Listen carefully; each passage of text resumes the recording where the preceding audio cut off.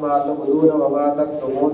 اللہ رب العزت تمہارے ہر اس عمل کو جانتے ہیں کہ جو تم چھپا کے رکھتے ہو، جو تم ظاہر کرتے ہو۔ سامعین محترم،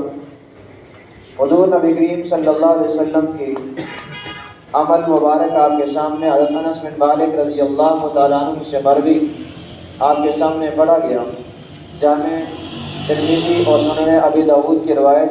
حضرت انس بن مالک رضی اللہ تعالیٰ عنہ فرماتے ہیں کان نبی صلی اللہ علیہ وسلم فی بیتہ، آپ علیہ الصلوۃ والسلام اپنے گھر میں موجود۔ فرمایا فطلع علیہ رجل، ایک بندہ آپ علیہ السلام کے گھر کے پاس سے گزرتے ہوئے اندر جھانکنے لگا۔ فرمایا کہ فأحبا الیہ بمشقۃ، آپ علیہ الصلوۃ والسلام نے ایک نیزے کے ذریعے سے اس کو اشارہ کیا۔ فتأخر الرجل، تو وہ بندہ پیچھے ہٹ گیا۔ معاشرہ ہر اس فرد سے مل کے بنتا ہے جو فرد کسی معاشرے کا حصہ ہوتا ہے۔ یقیناً معاشرے کے اندر رہنے والے تمام تر افراد وہ معاشرے کا بہترین حصہ کہلاتے ہیں۔ معاشرے کے اندر تمام تر بندوں کے حقوق بھی موجود ہوتے ہیں، حتیٰ کہ اسلامی معاشرہ اگر بات کی جائے تو اس کے اندر نہ صرف انسانوں کے حقوق بلکہ جانوروں اور حیوانوں کے حقوق بھی موجود ہوتے ہیں، اور ہر بندے کو اور ہر مخلوق کو اس کا حق ادا کرنا یہ میرے رب کا فرمان بھی ہے، اور ہر بندہ مومن کی ایک شان بھی ہے۔ جب تک وہ کسی بندے کا حق ادا نہ کرے اس وقت تک اس بندے کو کامل مومن نہیں کہا جا سکتا۔ اور ان حقوق کے اندر یہاں پر ایک بندے کے اپنے جان کے اوپر اس کا حق ہے، وہیں پر اس بندے کے والدین کا بھی اس بندے کے اوپر حق ہے، اس کے عزیز رشتہ دار کا بھی اس بندے کے اوپر حق ہے، اس بندے کے پڑوس میں رہنے والے افراد کا بھی اس بندے کے اوپر حق ہے، حتیٰ کہ اس معاشرے کے اندر رہنے والے ہر فرد، وہ مرد و خواتین ہو، بچہ بوڑھا ہو اور عورت ہو یا مرد ہو، تمام تر لوگوں کے حقوق اس بندے کے ساتھ وابستہ، اور اس بندے کے حقوق ان لوگوں کے ساتھ وابستہ ہوتے ہیں۔ اور اسی طرح کر کے ایک معاشرہ پروان چڑھتا ہے۔ اگر کوئی بندہ یہ کہے کہ میں معاشرے کا فرد نہیں ہوں تو اس بندے کے لیے ایک ہی حل ہے، یا تو اس بندے کا انتقال ہو جائے تو وہ بندہ اس معاشرے کا فرد نہیں کہلاتا، یا پھر وہ بندہ اس معاشرے کو چھوڑ کر کسی جنگل بیابان کی راہ اختیار کر لیتا ہے اور وہاں پر جا کر سکونت اختیار کرنا شروع کر دے، تو یہ بندہ اپنے اس ماحول کے اندر جہاں پر وہ رہ رہا ہے، چاہے وہ جنگل ہو بیابان ہو، وہاں پر رہنے کے اعتبار سے وہ ایک معاشرے کا فرد کہلائے گا۔ تو اس سے میرے دوستو، اللہ رب العزت نے جو ہمیں دین دیا ہے وہ دین اسلام دیا ہے، اور دین اسلام ایک ایسا دین ہے جو تمام تر ادیان سے بالا تر ہے اور تمام تر ادیان سے اعلیٰ اور افضل ہے۔ پہلے سارے کے سارے ادیان وہ کسی ایک خاص قبیلے، معاشرے اور وقت کے لیے تھے، لیکن دین اسلام یہ وہ واحد دین ہے کہ جو سیدنا حضور نبی کریم صلی اللہ علیہ وسلم سے اس کا ابتدا ہوئی، اور کرتے کرتے کرتے یہ قیامت کی صبح تک چلتا رہے گا۔ اور یہ ایسا دین ہے کہ جس کے اندر جس طرح افراد کے حقوق موجود ہیں، اسی طرح ہر فرد کو جینے کے اعتبار سے اس کو اصول ضوابط بھی دیے گئے۔ جتنے بھی انسان کسی معاشرے کے اندر رہتے ہیں، وہ بندہ جس معاشرے کا فرد ہے، خواہ وہ معاشرہ اسلامی ہو یا غیر اسلامی ہو، وہ معاشرہ مذہبی ہو یا غیر مذہبی ہو، وہ معاشرہ چاہے وہاں پر لادینیت سے تعلق رکھنے والے افراد بھی موجود ہوں، وہاں پر کمیونسٹ بھی وہاں پر موجود ہوں، وہاں پر سوشلزم والے بھی وہاں پر موجود ہوں، وہاں پر ہر قسم کے بندے وہاں پر موجود ہوں، تو وہ تمام افراد سے مل کر وہ ایک معاشرہ بن جایا کرتا ہے۔ لیکن میرے دوستو، کچھ چیزیں معاشرے کی اقدار کے اندر ایسی ہوتی ہیں کہ جن کا تعلق اسلام کے ساتھ ہے، لیکن اس کے باوجود اسلام کے علاوہ جتنے بھی مذاہب سے تعلق رکھنے والے لوگ ہیں، وہاں پر رہنے والے ہیں، تو ان کے ساتھ بھی ان کا تعلق ہوتا ہے۔ اس لیے کہ معاشرے کے اندر جس طرح تمام ادیان کو ایک سمجھا جاتا ہے، تمام ادیان کے افراد کو اس معاشرے کا فرد سمجھا جاتا ہے، اسی طرح حقوق کے اعتبار سے بھی سارے کے سارے لوگ برابر ہوا کرتے ہیں۔ اور ان حقوق کے اندر ایک حق یہ بھی ہے کہ جب بندہ کسی کے گھر کے اوپر جائے،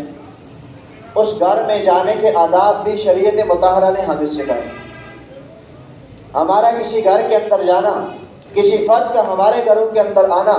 کسی پڑوس والے کے پاس جانا، کسی اجنبی بندے کا کسی گھر کے اندر آنا، یہ تمام تر چیزیں ہر معاشرے کا حصہ ہوا کرتی ہیں۔ وہ معاشرہ چاہے ہمارا کشمیر کا ہو، چاہے وہ پاکستان کی سرزمین کا ہو، چاہے وہ امریکہ فلسطین کا ہو، چاہے وہ شیشان کا ہو، چاہے وہ کینیڈا کا ہو، کسی بھی معاشرے کے اندر ہو، وہاں پر اس کو اصول و ضوابط ایسے وہاں پر وضع کیے جاتے ہیں کہ جب تک ان اصول و ضوابط کی پابندی نہ کرے اس بندے کو صحیح شہری نہیں قرار دیا جاتا، اس بندے کو صحیح مسلمان یا صحیح انسان قرار نہیں دیا جاتا اگر ان اصول و ضوابط کی وہ بندہ پہلے ہی کرتا ہے، وہ ان سے اعراض کرتا ہے، ان کی مخالفت کرتا ہے، ایسے بندے کو کہا جاتا ہے کہ یہ بندہ انسان کہلانے کے قابل نہیں، اس لیے کہ اس بندے کے اندر انسانیت نہیں ہے۔ بہت ساری چیزیں ایسی ہیں جو ہمارے معاشرے کا حصہ ہوتی ہیں، معاشرے کا حصہ ہیں، شریعت مطہرہ کی طرف سے حکم بھی دیا جاتا ہے، لیکن ہمارا اس کے اوپر واقفیت نہ ہونے کی وجہ سے ہم اس کے اندر ایسے حکم ردودی کر جاتے ہیں کہ جس کی وجہ سے وہ بندہ چھوٹی غلطی کرتے کرتے بڑی غلطی تک پہنچ جایا کرتا ہے۔ میرے دوستو، اللہ رب العزت نے جو ہمیں گھر دیے، ہمارے پاس جتنے بھی گھر موجود ہوتے ہیں ان کی بنیادی طور پر 4 قسمیں ہوتے ہیں۔ ایک گھر وہ ہے کہ جو بندے کا اپنے ذاتی استعمال کے اندر ہے، اس کے اندر کسی اور فرد کا عمل دخل نہیں ہے۔ جیسے ایک بندے کا اپنا ذاتی کمرہ ہوتا ہے، اور گھر کے اندر کمرے کئی سارے، ان کے اندر ایک کمرہ مخصوص کر دیا جاتا ہے کہ یہ میرا کمرہ ہے، میرے سارے معاملات اس کمرے کے اندر ہوں گے، کسی فرد واحد کو بھی اس کے اندر عمل دخل کی اجازت نہیں ہے۔ دوسرا گھر کی دوسری قسم یہ ہے کہ بندے کا اپنا ذاتی بھی معاملات اس کے اندر ہیں، لیکن اس کے گھر والے بھی اس کے ساتھ شریک ہوتے ہیں، اس کے بہن بھائی، اس کے والدین، اس کی گھر والی، اس کی اولاد، یہ سارے اس کے ساتھ شامل ہوتے ہیں۔ یہ گھر کی دوسری قسم ہے۔ تیسری قسم یہ ہے کہ وہ بندہ بالفعل وہاں پر کسی بندے کا اجتماعی طور پر اس بندے کو جمع ہونے کی اجازت دیتا ہے۔ جیسے پڑوس سے کوئی بندہ آ گیا، وہاں پر آ کے بیٹھ گیا، گھر والوں میں سے کوئی بندہ آ گیا، وہاں پر آ کے بیٹھ گیا، کوئی اور اس کا رشتہ دار دور سے آ گیا، وہ آ کے وہاں پر بیٹھ گیا، اس گھر کے اندر آنا جانا لگا رہتا ہے، اس کے رشتہ داروں کے اعتبار سے، گھر والوں کے اعتبار سے، اس کے پڑوسیوں کے اعتبار سے۔ اور چوتھی قسم گھر کی یہ ہے کہ جہاں پر کسی ایک اسپیسیفک بندے کے لیے نہ ہو، مخصوص بندے کے لیے نہ ہو، بلکہ ہر بندہ وہاں پر آ جا سکتا ہے، کسی ایک کی ملکیت نہیں ہے، کسی ایک بندے کی مسکنت نہیں ہے، کسی ایک بندے کی رہائش گاہ نہیں ہے، بلکہ ہر بندہ جو وہاں پر آئے بیٹھ بھی سکتا ہے، وہاں پر جتنی اس کی اجازت ہے تو اسی اعتبار سے وہاں پر اسٹے بھی کر سکتا ہے، قیام بھی کر سکتا ہے۔ پہلی قسم کے اعتبار سے اگر ہم دیکھیں، ہمارا وہ گھر کے اندر مخصوص کمرہ ہوتا ہے، یا فرد واحد کا ایک گھر ہو جہاں پر اس کے ساتھ کوئی اور رہنے والا نہ ہو، جیسے رینٹ پہ لیا ہوا گھر ہوتا ہے، اس کا حکم الگ ہے۔ دوسرا وہ گھر ہے کہ جس کے اندر اس کے گھر والے آ جا سکتے ہیں، اس کے علاوہ پڑوس کے والوں کو اس کی اجازت نہیں ہوتی۔ تیسرا گھر وہ ہے جہاں پر پڑوس والے بھی آ سکتے ہیں، عزیز رشتہ دار بھی آ سکتے ہیں، اجنبی بھی آ کے بیٹھ سکتے ہیں۔ اور چوتھی قسم یہ ہے جہاں پر ہر بندہ وہاں پر آئے، بیٹھے، کھائے، پیے، اگر اس کو وہاں پر اسٹے کی اجازت دی جائے تو وہاں پر قیام بھی کر سکتا ہے۔ یہ 4 قسمیں عام طور پر گھروں کی ہوا کرتی ہیں، ہر ایک کا حکم الگ ہے۔ شریعت مطہرہ نے ہمیں یہاں پر اگر ہم دیکھیں تو یہ حکم ایسا ہے، کسی کے گھر میں جانا یا اس گھر کے اندر جانا جس کے اندر عمومی حکم موجود، اس گھر کے اندر جانا جہاں پر عزیز رشتہ داروں کے لیے آنے کی اجازت، اس گھر کے اندر جانا جہاں پر آپ کے رشتہ دار، والدین، بہن بھائی رہتے ہیں، اس کا حکم ہر ایک کا الگ الگ بن جاتا ہے۔ پہلی قسم، ایک بندے کا اپنا اسپیسیفک کمرہ ہے، اپنا الگ کمرہ ہے اور مخصوص ہے اس کے لیے، تو ایسا بندہ جب اس گھر کے اندر، اس کمرے کے اندر جائے گا، اس کو کسی کی اجازت لینے کی ضرورت نہیں، اس لیے کہ اس فرد واحد کے علاوہ وہاں پر کوئی اور جائے گا، اگر آئے گا نہیں، اور یہی بندہ جائے گا اور اسی کی ساری چیزیں وہاں پر پڑی ہیں، اسی کے اپنے معاملات ہیں، اسی کے اپنے راز، اسی کے اپنے جتنے بھی ہیں وہ معاملات وہاں پر چلتے رہتے ہیں۔ اس کے اندر نہ تو اس کو بندے کو اجازت ہے کہ وہ کسی سے اجازت مانگے، نہ کوئی، ہاں البتہ شریعت مطہرہ نے ہمیں یہ ایک حکم سکھایا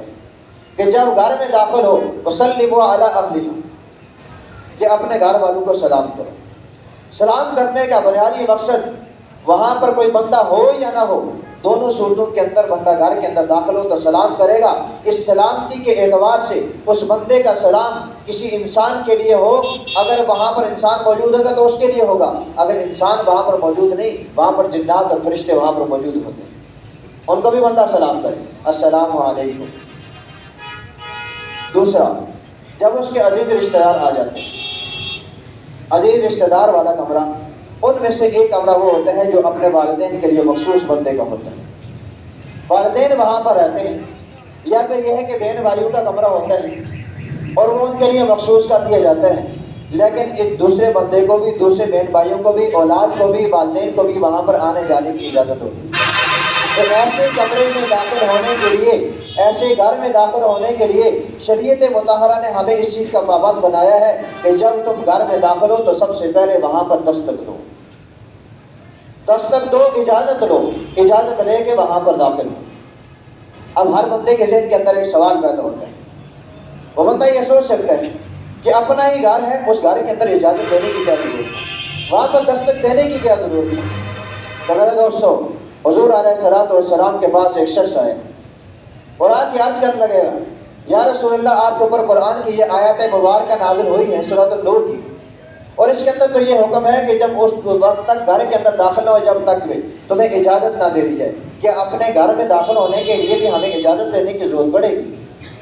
تو حضور علیہ الصلوۃ والسلام نے ارشاد فرمایا، تمہارے گھر کے اندر موجود کون ہوتا ہے؟ فرمایا، ایک میں ہوں، ایک میری والدہ ہے، اس کے علاوہ تیسرا کوئی فرد نہیں ہے۔ کیا میں اپنے والدہ کے کمرے میں جانے کے لیے یا گھر میں داخل ہونے کے لیے جب مجھے پتہ ہے کہ میری والدہ وہاں پر موجود ہوگی پھر بھی اجازت لینے کی ضرورت پڑے گی؟ تو اللہ کے حبیب صلی اللہ علیہ وسلم نے ارشاد فرمایا، ہاں پھر بھی اجازت دو۔ تو اس شخص نے عرض کیا، یا رسول اللہ، میرے سارے کی ساری ضروریات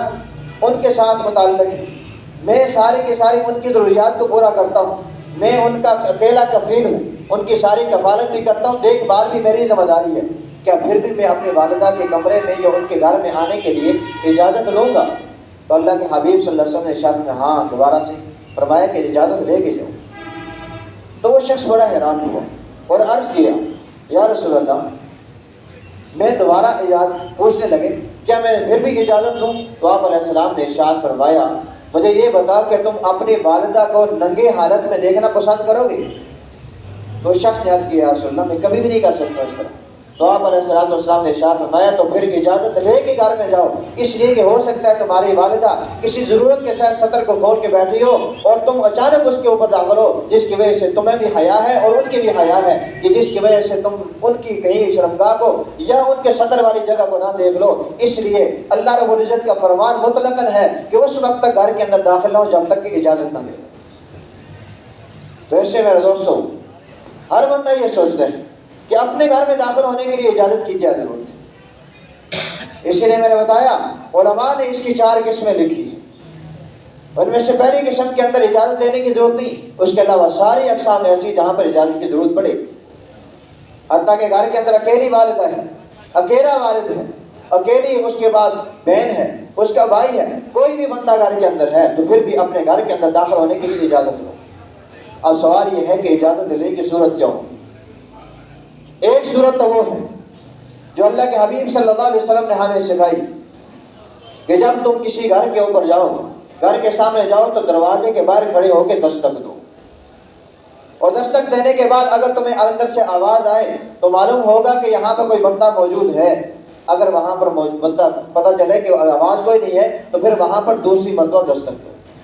پھر بھی آواز نہیں ہے تو تیسری مرتبہ دستک دو، اور دستک دے کے اس کے بعد اگر تمہیں کہا جائے کہ اندر داخل ہو جاؤ تو داخل ہو جایا کرو، اگر تمہیں اجازت نہ ملے تو پھر واپس لوٹ جائے۔ جناب نبی کریم صلی اللہ علیہ وسلم کا عمل بھی اس سے ثابت ہے۔ ایک انصاری ہے،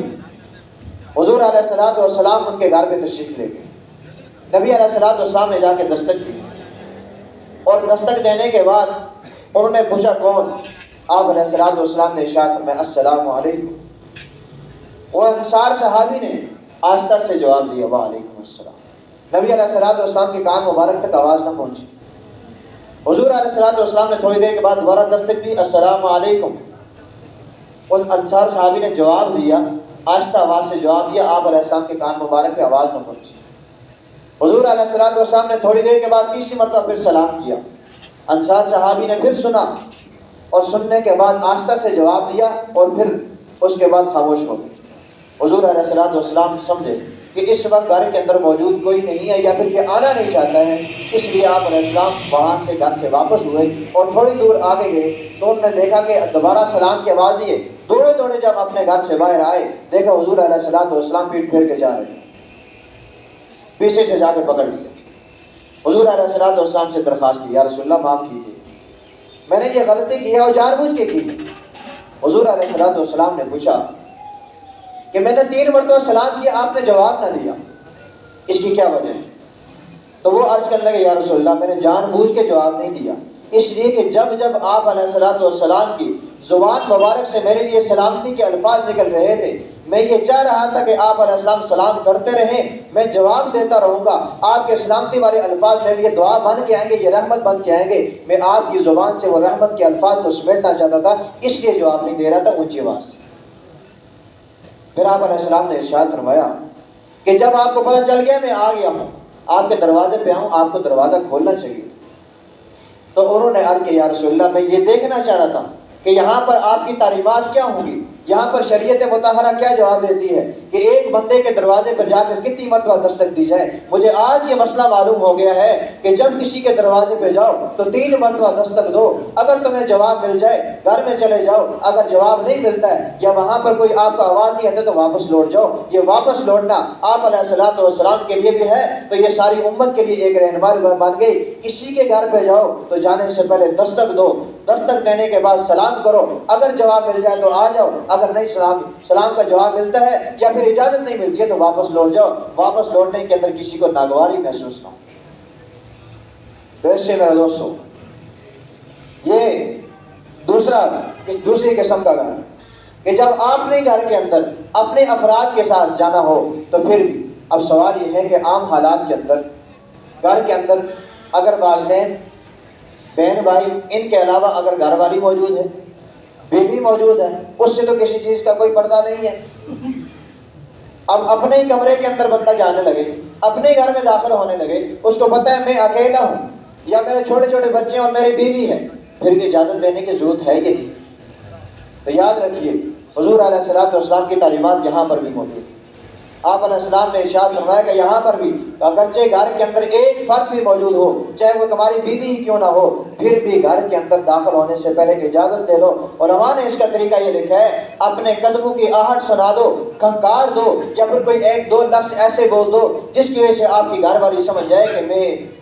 آ چکا ہوں، میرا شوہر آ چکا ہے، وہ تاکہ اپنے طور پر تیاری کر لے۔ ہو سکتا ہے یہاں پر بھی ایسا معاملہ ہو، آپ کی گھر والی اس کیفیت کے اندر بیٹھی ہو کہ جس کو دیکھ کے آپ ناگواری محسوس کریں اور اس کی وجہ سے نفرت پھیلے، اس لیے اپنے گھر کے اندر اپنے کمرے میں داخل ہونے سے پہلے بھی بندہ اجازت دے،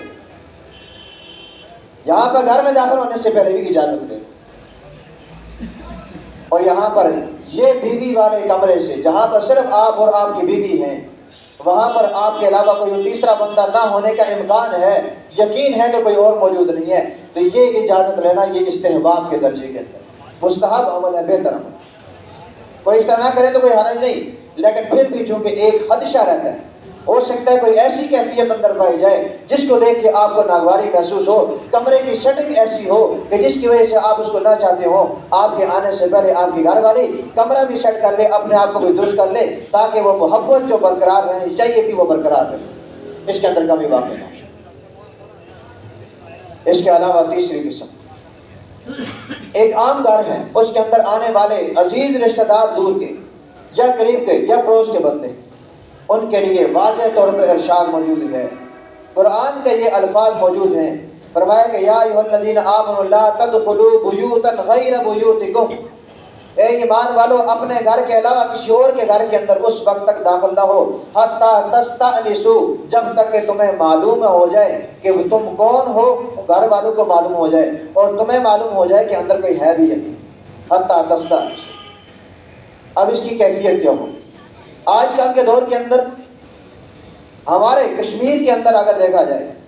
مین گیٹ عام طور پر موجود نہیں ہوتا ہے، باؤنڈری وال عام طور پر موجود نہیں، ہر ایک کمرہ باہر رستے میں کھلتا ہے، ہر ایک کمرہ وہ اس کا داخلی دروازہ بن جاتا ہے۔ اس اعتبار سے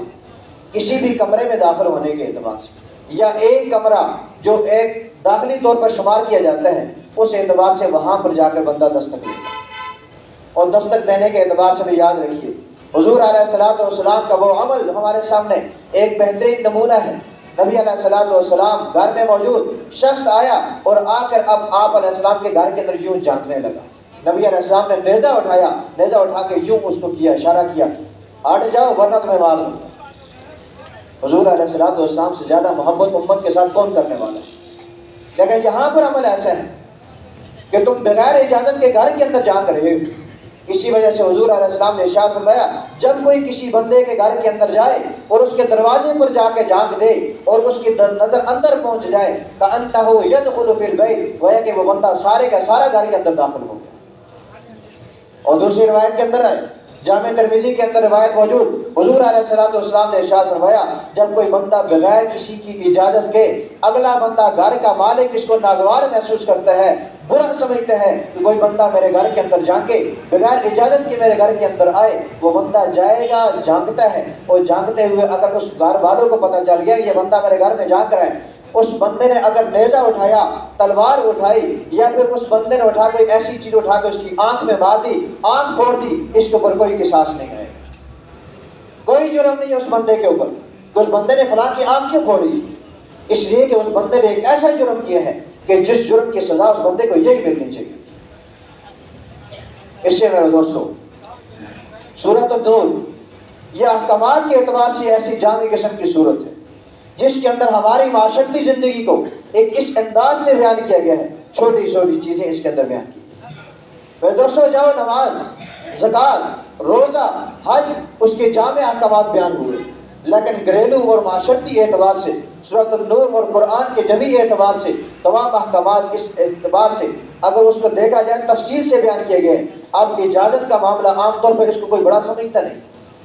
اگر ہمارے معاشرے کی بات کی جائے تو مین گیٹ نہ لگانے کی بنیادی وجہ یہ ہے، کوئی بات نہیں، کیا ضرورت ہے مین گیٹ لگانے کی، چار دیواری کی کیا ضرورت ہے، اپنے ہی تو ہیں، گھر میں آتے رہتے ہیں، کوئی مسئلہ نہیں۔ اور یہی وجہ ہے کہ ہمارے گھروں کے اندر یہ کمی پائی جاتی ہے، کسی کے گھر میں جائیں گے اور بغیر دیکھے اندر چلے جائیں گے، کوئی کمرے کے اوپر دستک دینے کی ضرورت نہیں سمجھتے، کہتے ہیں ہم پڑوسی ہیں بھائی، ہم آپ کے رشتہ دار ہیں، کوئی بات نہیں۔ اور شریعت مطہرہ یہاں پر کہہ رہی ہے، اور قرآن کے اندر واضح حکم ہے، یا ایھا الذین آمنوا لا تدخلوا بیوتا غیر بیوتکم، اپنے گھر کے علاوہ کسی گھر میں جاؤ گے تو اس وقت تک داخل نہ ہو حتی تستأنسوا، جب تک تو تمہارا پتہ نہ چل جائے تم کون ہو۔ حضور صلی اللہ علیہ وسلم کے دروازے پہ ایک شخص گیا، صحابی گئے اور جا کے دستک دی، آپ علیہ الصلوۃ والسلام نے پوچھا من ہاذا، کون بندہ ہے دروازے پر؟ تو صحابی نے عرض کیا انا۔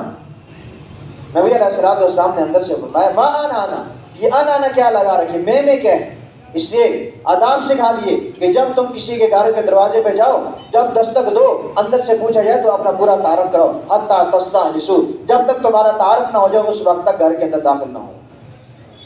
حتی تستأنسوا، جب تک تمہارا تعارف نہ ہو جائے، تمہاری انسیت نہ ہو جائے، یہ بندہ میرے دروازے پہ آنے والا کون ہے، اس وقت تک گھر میں داخل ہونے کی اجازت نہیں۔ حضور علیہ الصلوۃ والسلام نے ارشاد فرمایا ما انا، یہ انا کیا لگا رہی، میں کیا لگا رکھی ہے، تو سیدھی طرح اپنا نام بتاؤ، میں فلاں بندہ ہوں، آپ کے دروازے پہ آیا ہوں، تاکہ اگلا بندہ اگر آپ کو آنے کی اجازت دے گا تو وہ دروازہ کھولے گا، اگر اجازت نہیں ہے دروازے نہیں کھولے گا۔ اس سے ہر بندے کی کیفیت اپنی اپنی ہوتی ہے، کوئی بندہ کسی کو گھر میں آنے کی اجازت دے گا، کوئی ہو سکتا ہے کسی کو اجازت نہ دے۔ اور دوسرا حکم اسی کے ساتھ ارشاد فرمایا وَتُسَلِّمُ عَلَىٰ أَهْلِهَا، حضور علیہ الصلوۃ والسلام نے اس کی کمال تشریح فرمائی۔ نبی علیہ الصلوۃ والسلام نے ارشاد فرمایا جب کسی کے گھر میں دستک دو، دستک دینے کے بعد اس کے بعد سلام کرو۔ اور اسی روایت کے ساتھ ایک دوسری روایت ملی ہوئی، نبی علیہ السلام نے ارشاد فرمایا السلام قبل الکلام، السلام قبل الکلام، جب دو بندے آپس میں ملیں سب سے پہلے ایک دوسرے کو سلام کی دعا دیں، سلام کریں، اس کے بعد اپنی بات شروع کریں۔ ہمارے یہاں کہتے ہیں اور جی کیا حال چال ہے، ٹھیک، اس کے بعد السلام علیکم، ٹھیک۔ نبی علیہ الصلوۃ والسلام کی تعلیمات یہ نہیں، حضور علیہ السلام نے جو بات سکھائی السلام قبل الکلام، کہ سب سے پہلے ایک دوسرے کو سلام کرو، علی من عرفت ومن لم تعرفہ، کہ جس کو تم جانتے ہو یا جس کو تم جانتے ہو، دونوں صورتوں کے اندر اس بندے کو سلام کرو۔ اور سلام کرنے کے اعتبار سے اس کے احکامات الگ ہیں، کس طرح سلام کرنا ہے، کس بندے کو کیسے سلام کرنا ہے، کتنے الفاظ، کتنے ثواب، کتنی نیکیاں ملتی۔ اور پھر آخری بات ارشاد فرمائی فَإِن لَمْ تَجِدُوا فِيهَا أَحَدًا، گھر کے اندر گئے، دستک دی، کوئی بندہ نہیں ملا، فَإِن لَمْ تَجِدُوا فِيهَا أَحَدًا، کوئی بندہ آپ کو نہیں ملا، فرمایا فَلَا تَدْخُلُوا حَتَّى يُؤْذَنَ لَكُمْ، یہ نہیں کہ دروازہ توڑ کے اندر چلے جاؤ، کوئی اندر نہیں آئے کوئی بات نہیں، اندر جا کے ہم معلوم کر لیں کوئی آئے یا نہیں، ایسا نہیں. لا تدخلوا، گھر میں داخل ہونے کی اجازت نہیں حتیٰ یؤذن لکم، جب تک کہ تمہیں اجازت نہ دی جائے. اور اس کے بعد شاید فرمائے فَإِن قِیلَ لَکُمُ ارْجِعُوا فَارْجِعُوا، قرآن کہہ رہے ہیں فَإِن قِیلَ لَکُمُ ارْجِعُوا فَارْجِعُوا، اگر تمہیں یہ کہا جائے بھائی واپس ہو جاؤ، اس وقت ہمارے پاس ٹائم نہیں ہے ملاقات کا، فَارْجِعُوا تو واپس لوٹ جائے گا. آگے فرمایا کہ هُوَ أَزْكَىٰ لَكُمْ، اے ایمان والو هُوَ أَزْكَىٰ لَكُمْ، یہ بات کہ کسی کے کہنے کی وجہ سے تم واپس ہو جاتے ہو، اس کے اوپر زبردستی نہیں کرتے ہو، وہ أَزْكَىٰ لَكُمْ، یہ تمہارے لیے زیادہ پاکیزگی کا سبب ہے، یہ تمہارے لیے زیادہ نفس کے اعتبار سے خوشائند ہوگا. اس لیے کہ کسی بندے نے ہو سکتا ہے آپ سے ملاقات نہ کر کے اس کی کوئی اور معاملہ حل ہو جائے، آپ سے ملاقات کر کے ہو سکتا ہے اس کی سیکریسی لیک ہو جائے، ہو سکتا ہے اس بندے کے راز فاش ہو جائے، اس لیے اس بندے نے آپ کو گھر میں آنے کی اجازت نہیں دی اور آپ کو یہ کہا فرجعوا، واپس لوٹ جاؤ، تو واپس ہو جائے کرو.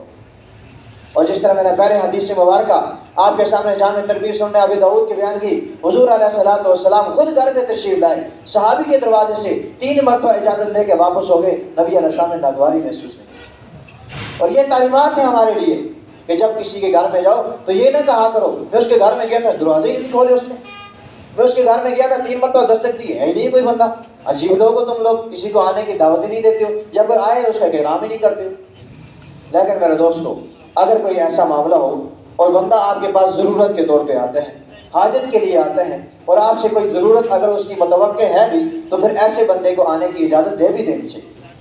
اس کی پھر آگے 2 صورتیں بنتی ہیں. ایک وہ بندہ جس کی ضرورت دروازے پہ پوری ہو جاتی ہے تو اس کی ضرورت کو پورا کر کے واپس کر دیا جائے. دوسرا یہ کہ اس بندے کو اندر بٹھانے کی ضرورت ہے، گھر میں لانے کی ضرورت ہے، تو پھر اس کو آنے کی اجازت بھی دی جائے. لیکن میرے دوستو، جانے والے بندے کے لیے اجازت لینا یہ سب کے لیے واجب کا حکم رکھتا ہے. اس لیے قرآن کا حکم ہے اور واجب کا حکم رکھتا ہے، اور اس کو ہمارے معاشرے کے اندر کوئی حیثیت نہیں دی جائے، اس کو ہمارے معاشرے کا حصہ نہیں سمجھا جاتا. اور یہی وجہ ہے کہ کوئی بھی بندہ کسی رشتہ دار کے گھر میں جاتا ہے اور بے دھڑک اندر چلا جاتا ہے. کئی دفعہ ایسا ہوا محرم خواتین وہاں پر گھر میں موجود ہیں لیکن دوسرے بندے کے لیے غیر محرم ہے، وہ ایسی کیفیت میں بیٹھی ہوئی ہیں جہاں پر وہ آپس میں گفت و شنید کے اندر مشغول ہے، وہ اپنے معاملات کے اندر مشغول ہے، وہ اپنے مشورے کے اندر مشغول ہے، کھانے کھانے کے اندر مشغول ہے. وہ نہیں چاہتے کوئی بندہ آئے اور یہ بندہ دروازہ کھول کے سیدھا اندر چلا جائے. اور ستم بالا ستم، سب سے بڑی ستم ظریفی یہ ہے، اور ہمارے ہاں عام طور پر رواج یہ پایا جاتا ہے سردیوں کے موسم میں خاص طور پر کسی کے گھر میں جاتے ہیں اور وہاں پر جا کر سیدھا ہمارا رخ ہوتا ہے کچن کی طرف. اور میرے دوستو، کچن کے اندر ہر خاتون پردہ کر کے نہیں رہ سکتی، کچن کے اندر ہر خاتون برقع پہن کے نہیں رہ سکتی، کچن کے اندر ہر خاتون بڑی چادر اوڑھ کے نہیں رہ سکتی. وہ اپنے گھر کے کام کاج کے کپڑوں کے اندر مشغول ہوتی ہے. وہاں پر اس کے کپڑے شارٹ بھی ہو سکتے ہیں، اس کے سر کے اوپر دوپٹہ نہیں بھی ہو سکتا ہے کہ اس کے مکمل اوپر چادر نہ ہو، جس کی وجہ سے اس کے اعضاء مستورہ بھی سامنے ہو جائیں اور اس کے زیب و زینت بھی سامنے ہو جائے. تم لوگ ڈائریکٹ جا کے اس کو جھانکو گے تو یہ اس کی وجہ سے وہ بھی گناہگار، تم بھی گناہگار. اس سے میرے دوستو، قرآن کا جو حکم ہے، شریعت کا جو حکم ہے، وہ ٹھوس حکم ہے. اس کے لیے کسی معاشرے کی قید نہیں لگائی گئی کہ امریکہ کے اندر ہوگا تو ایسا ہوگا، کشمیر کے اندر ایسا نہیں، پاکستان کے اندر جاؤ تو ایسا ہوگا، کشمیر کے اندر ان کو رخصت ہے. میرے دوستو، یہ ہماری اپنی کمزوری ہے، یہ ہماری اپنی کمزوری ہے. ہم اس کمزوری کو کمزوری سمجھیں، اپنے گھروں کے اندر اپنے پردے کا انتظام کریں. اسی وجہ سے الادب المفرد ایک کتاب ہے امام بخاری رحمۃ اللہ علیہ، الادب المفرد، اس کے اندر انہوں نے ایک روایت نقل کی ہے امام موطا امام مالک سے. امام مالک رحمۃ اللہ نے اس کو نقل کیا، فرمایا کہ جس بندے کے گھر کے گھر کے دروازے کے اوپر پردہ لٹکا نہیں ہوا ہے، اگر کوئی بندہ اس کے اندر داخل ہوتا ہے تو ایسے بندے کے اوپر جرم بھی نہیں. گھر کے مین دروازے پہ پردہ ہونا چاہیے، اور یہ پردے کا لٹکانا میرے دوستو یہ واجب ہے، یہ پردے کا لٹکانا یہ واجب ہے. اس سے پہلے نہ ہم نے کسی نے بتایا نہ ہم نے کبھی سنا ہے. دروازے کے اوپر پردہ کتنے کا لٹکا ہوا ہے؟ کوئی بھی بندہ گھر کے دروازے پر پردہ نہیں لٹکاتا ہے. اسی لیے جب کوئی بندہ جائے گا دروازہ کھولے گا سیدھی نظر اندر بندے کی جاتی ہے. شریعت نے حکم سکھایا ہے کہ جب بھی کوئی بندہ اجازت دے تو دروازے سے پرے ہو کر بندہ کھڑا ہو. دروازے کے سامنے کھڑے ہو کر دستک دینے کی بھی اجازت نہیں. لیکن خدا نہ واسطہ اب وہ بندہ نے پکارا، یہ بندہ گیا دروازے کے سامنے جا کے کھڑا ہو گیا، اس بندے نے جیسے ہی دروازہ کھولا، ہمارے ہاں لوگوں کی عادت بھی ایسی بے دھڑک دروازہ کھول دیتے ہیں. میرے دوستو، اپنے آپ کو شریعت کا تابع بنائیں. یہ چیزیں ایسی جو ہمارے معاشرے کا حصہ ہیں اور شریعت کی طرف سے وجوب کا حکم رکھتی ہے. اور اس واجب کو آج تک ہم نے ترک کر رکھا ہے۔ کتنے ایسے گھر ہیں جہاں پر پردہ لٹکا ہے،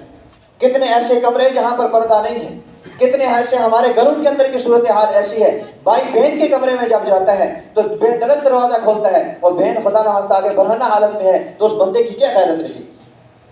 گھر کے اندر والدہ کپڑے بدل رہی ہے، کمرے کے اندر بندہ جاتا ہے اور بیٹا جب جا کے اس کو دیکھے گا تو دوستو اس کی کیا خیرت رہی؟ اس لیے میرے دوستو شریعت نے حکم بتا دیا اور یہ ہمیں اصول سکھا دیا کہ تم معاشرے کے افراد ہو، جس معاشرے کے اندر رہتے ہو اس معاشرے کے اندر رہنے کا طریقہ بھی سیکھو، اور اس طریقے کو اگر اپنانا ہے تو شریعت محمدی صلی اللہ علیہ وسلم کے مطابق اپناؤ گے تو یہ بہترین معاشرہ بنے گا، یہ گھر سکون کا باعث کرے گا۔ اور گھر بھی ایسا ہوتا ہے جس کو مسکن کہا جاتا ہے، گھر اس کو کہا جاتا ہے، گھر کو عربی کے اندر مسکن کہا جاتا ہے۔ مسکن کے دو معنی، ایک معنی سکونت کی جگہ، دوسرا معنی سکون کی جگہ۔ ایک معنی سکونت کی جگہ جہاں رہائش اختیار کی، اور دوسرا معنی سکون کی جگہ، بندہ وہاں پر جا کر سکون اور چین کی نیند کرتا ہے، وہاں پر آرام سے بیٹھتا ہے۔ اگر پڑوس والوں کی طرف سے یا گھر کے افراد کی طرف سے وہاں پر بندے کو سکون ہی نہ ہو تو ایسا سکون ایسا گھر مسکن نہیں کہلا سکتا۔ وہ بندہ اپنی سیکریسی بھی وہاں پر محفوظ نہ رکھ سکے، اس بندے کے راز ہی فاش ہو جائے۔ ادھر سے دروازہ کھولا، وہ بندہ اپنے کام میں مشغول، دوبارہ سے اس کا سکون برباد۔ ادھر سے دروازہ کھولا، سیدھا بندہ اندر آ گیا، وہ بندہ اپنے کاموں میں مشغول، ہو سکتا ہے اپنی سوچ بچار کے اندر ہو سکتا ہے اپنی عبادت کے اندر مشغول ہو سکتا ہے اپنے کسی اور معاملے کے اندر مشغول ہو۔ یہ بندہ بے دڑک سے دروازہ کھولا، سیدھا اندر آیا، السلام علیکم، کیا حال ہے بھائی جان، ٹھیک ہے؟ اب یہ بندہ کیا کرے؟ نہ بندہ اٹھانے کے قابل، نہ بندہ کچھ کہنے کے قابل، اس لیے کہ آنے والا ہو سکتا ہے باپ ہو، کچھ کہہ بھی نہیں سکتا، آنے والا ہو سکتا ہے بھائی ہو، کوئی کہہ بھی نہیں سکتا، آنے والی ہو سکتا ہے والدہ ہو، کچھ کہہ بھی نہیں سکتے۔ وجہ سے والدین بیٹھے ہیں بیچارے پریشان ہیں، کسی اور معاملے کے اندر مشغول ہیں، وہ میاں بیوی آپس میں مشورے کر رہے ہیں، اولاد میں سے سیدھے بے دڑک جوان اولاد سیدھی اندر چلی جائے۔ میرے دوستو اس کی شریعت میں اجازت ہے۔ اس لیے اگر ہم چاہتے ہیں ہمارے معاشرے کے اندر سکون رہے، ہمارے گھروں کے اندر سکون رہے، تو اس کے لیے بہترین عمل یہ ہے کہ ہمیں وہ والے طریقے اپنانے ہوں گے جو ہمیں قرآن نے سکھائے، وہ طریقے اپنانے ہوں گے جو ہمیں حدیث مبارکہ کے اندر بتائے۔ تو اس کے علاوہ چوتھی قسم گھر کی، یہ وہ گھر ہوتے ہیں جہاں پر کسی بندے کی سکونت نہیں ہوتی، جس طرح ہاسپٹل ہیں، قیامگاہیں ہیں، اسی طرح کسی طرح کے یہ جو دفاتر وغیرہ ہوتے ہیں، اور جہاں پر ہر بندے کے آنے کی اجازت ہوتی ہے اور عمومی لوگوں کے معاملات وہاں پر ڈیل کیے جاتے ہیں، پلیٹ فارم ہوتے ہیں، ایئرپورٹ ہوتے ہیں، یہ جگہ ایسی ہیں جہاں پر کسی کو اجازت لینے کی ضرورت نہیں ہوتی۔ لیکن اگر پلیٹ فارم پہ جانے کے لیے اگر آپ کو ٹکٹ کی ضرورت پڑے، ریلوے پلیٹ فارم پہ جانے کے لیے ایک تو باہر ہے جہاں پر بکنگ آفس ہوتا ہے، اس کے علاوہ پلیٹ فارم پہ جانے کے لیے آپ کے پاس ٹکٹ ہونا چاہیے، چاہے وہ 10 روپے والا ٹکٹ خریدے، چاہے وہ آپ کو وہاں پر ٹکٹ جو سفر والا ہے وہ والا خریدنا پڑے، دونوں صورتوں کے اندر یہ آپ کا اجازت نامہ ہوگا۔ یہاں پر دستک دینے کی ضرورت نہیں پڑے گی، سر جی دروازہ کھولیں، آپ ٹکٹ دکھائیں گے آپ کو اجازت مل جائے گی۔ یہ اجازت ہے، اللہ اس وقت تک گھر میں داخل نہ ہو جب تک کہ تمہیں اجازت نہ دی جائے۔ ہم یہ کہیں گے اس وقت تک پلیٹ فارم پہ داخل نہ ہو جب تک کہ تم ٹکٹ نہ خرید لو۔ یہ بھی اجازت کی ایک صورت ہے۔ اس سے میرے دوستوں کئی سارے لوگ ہوتے ہیں ایسے جو کہتے ہیں پلیٹ فارم پہ جانا ہے، چلے چھپ کے چلے جائیں، پرانا ٹکٹ دکھا دیں۔ یہ قانونی جرم بھی ہے، شرعی جرم بھی ہے۔ اسی طرح اگر ایئرپورٹ پہ جانے کے لیے، اندر جانے کے لیے آپ کو ٹکٹ دینا پڑے گا، ٹکٹ اگر آپ کے پاس ہے تو آپ کو جانے کی اجازت ہے، ادروائز آپ نہیں جا سکتی۔ تو ایسے بندے کا بھی قانونی اور شرعی دونوں اعتبار سے اگر اس کی مخالفت کرے گا دونوں طرف مجرم بنے گا۔ اور ایسی جگہ جہاں پر بندے کے لیے سرائے قائم کیے جاتے ہیں،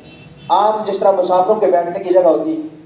کسی ایسی جگہ جہاں پر ویٹنگ روم بنایا جاتا ہے مسافروں کے لیے، تو وہاں پر آپ کو اجازت دینے کی ضرورت نہیں، وہاں پر جہاں پر جگہ ملے وہاں پر جا کے بیٹھ جائیں۔ لیکن ایک وقت مخصوص اگر مقرر کیے گئے، اتنے بجے سے اتنے بجے تک آپ کو یہاں پر بیٹھنے کی اجازت ہے، اس کے بعد اجازت نہیں تو وہاں سے اٹھ جانا چاہیے۔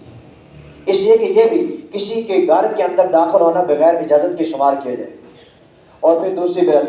کہ جب کسی کے گھر میں جائیں اجازت لیں تو اجازت لینے کے لیے اپنی آواز ایسی رکھیں کہ اگلا بندہ بھی پہچان لے کہ فلاں بندہ ہے۔ اور یہاں پر بھی وائس چینجر وہاں پر موجود ہوتے ہیں اور اپنی آوازیں تبدیل کر لیتے ہیں، کیوں؟ اس لیے کہ بندہ دروازہ کھولے گا میں اس کو پکڑ ہی لوں گا۔ اگر اپنی اوریجنل آواز دکھائیں گے تو جس کی وجہ سے ہو سکتا ہے بندہ دروازہ نہ کھولے۔ میرے دوستو یہ بھی دھوکہ ہے، یہ گویا کہ اگر وہ بندہ نہیں چاہتا ہے کہ فلاں بندہ آئے اور آپ اپنی اوریجنل وائس کے اندر اس کو آواز نہیں دیتے ہیں، اپنی آواز چینج کر دیتے ہیں، اس چینج کرنے کے دوران وہ بندہ کھول دیتا ہے، وہ بندہ 2-3 طرح کے جرم کا شکار ہوگا۔ ایک تو یہ کہ اس بندے نے دھوکہ دیا، دوسرا اس نے جھوٹ بولا، تیسرا بغیر اجازت کے اس بندے کے گھر میں داخل ہو گیا۔ اس لیے ایسے جرموں سے بھی بچنا پڑتا ہے۔ اور پھر جب ہم کسی گھر میں جاتے ہیں تو دستک دیتے ہیں، ہمارے ہاں دستک دینے کا انداز ہی بڑا نرالا ہے، ایسے لگتا ہے یہ بندہ دروازہ توڑ کے اندر آئے۔